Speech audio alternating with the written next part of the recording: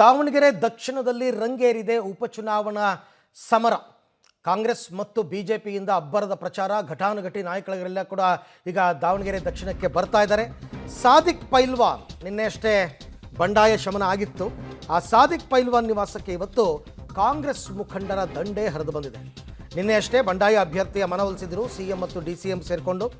ಇವತ್ತು ಸಾದಿಕ್ ನಿವಾಸಕ್ಕೆ ಕೆಪಿಸಿಸಿ ಕಾರ್ಯಾಧ್ಯಕ್ಷ ಸಲೀಂ ಅಹಮದ್, ಶಾಸಕ ರಿಜ್ವಾನ್ ಅರ್ಷದ್, ಸಚಿವರಾದ ಎಸ್ ಮಲ್ಲಿಕಾರ್ಜುನ್, ಸಚಿವ ಭೈರತಿ ಸುರೇಶ್, ಮುಸ್ಲಿಂ ಸಮುದಾಯದ ಮುಖಂಡರ ಜೊತೆ ಕಾಂಗ್ರೆಸ್ ನಾಯಕರು ಸಭೆ ಮಾಡಿದ್ದಾರೆ. ಈ ಬಾರಿ ಸಮರ್ಥ ಶಾಮನೂರಿಗೆ ಬೆಂಬಲ ನೀಡುವಂತೆ ಮನವಿಯನ್ನು ಮಾಡಿಕೊಂಡಿದ್ದಾರೆ. ಹೆಚ್ಚು ಕಡಿಮೆ 2 ಕ್ಷೇತ್ರಕ್ಕೂ ಕೂಡ ಮಂತ್ರಿಗಳನ್ನು ಹಂಚಿಬಿಟ್ಟಿದ್ದಾರೆ, ಪ್ರಚಾರದ ಉಸ್ತುವಾರಿಗಳನ್ನಾಗಿ ಮಾಡಿದ್ದಾರೆ. ಹಾಗಾಗಿ ಸಹಜವಾಗಿಯೇ ಕಾಂಗ್ರೆಸ್ನ ನಾಯಕರ ದಂಡೆಲ್ಲ ಇವತ್ತು ಸಾದಿಕ್ ಪೈಲ್ವಾನ್ ಅವರ ಮನೆಗೆ ಬಂದಿರತಕ್ಕಂಥದ್ದು. ಬಂದು ನಿಮ್ಮ ಬೆಂಬಲವನ್ನು ನಮಗೆ ಸಂಪೂರ್ಣವಾಗಿ ಕೊಡಬೇಕು ಅಂತಕ್ಕಂಥದ್ದು ಮನವೊಲಿಕೆ ನಿನ್ನೆ ಅಷ್ಟೇ ಆಗಿತ್ತು.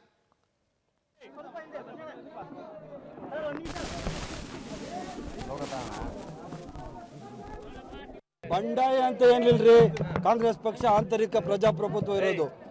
ಹೇಳಿದ್ರೆ ಇಂಟರ್ನಲ್ ಡೆಮಾಕ್ರಸಿಯಿಂದ ಕಾಂಗ್ರೆಸ್ ಪಾರ್ಟಿ ಪ್ರತಿಯೊಬ್ಬರಿಗೂ ಟಿಕೆಟ್ ಕೊಡುವಂಥ ಅರ್ಹತೆ ಇದೆ, ಯೋಗ್ಯತೆ ಏನಿದೆ. ಅದೇ ಥರ ಕಾಂಗ್ರೆಸ್ ಪಕ್ಷದಲ್ಲಿ ನಮ್ಮ ಪೈಲ್ವಾನ್ ಅವ್ರು ಕೇಳಿದರು, ಅರ್ಥ ಆಯ್ತಲ್ಲ. ಈಗ ಕಾಂಗ್ರೆಸ್ ಪಕ್ಷ ಅವ್ರು ಹುಟ್ಟಿದಿಂದ ಕಾಂಗ್ರೆಸ್ ಪಕ್ಷ ಇವತ್ತಿನ ಕಾಂಗ್ರೆಸ್ ಪಕ್ಷಕ್ಕೆ ಬೆಂಬಲವಾಗಿ ಅವ್ರು ನಿಂತಿದ್ದಾರೆ, ಯಾವಾಗೂ ಇರ್ತಾರೆ ಮುಂದಕ್ಕೆ.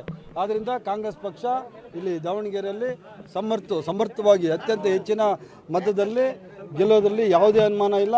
ಶಾಮನೂರು ಶಿವಶಂಕರಪ್ಪ ಸಾಹೇಬರು ಮಾಡಿದಂಥ ಒಳ್ಳೆ ಕೆಲಸಗಳು ಇವತ್ತು ಅವ್ರ ಕೈ ಹಿಡಿತವೆ. ಇನ್ನೂ ಕಾಂಗ್ರೆಸ್ ಪಕ್ಷ ಯಾವತ್ತೂ ಕಾಂಗ್ರೆಸ್ ಪಕ್ಷ ಏನು ಯಾವುದು ಗೊಂದಲ ಆಗಿಲ್ಲಪ್ಪ.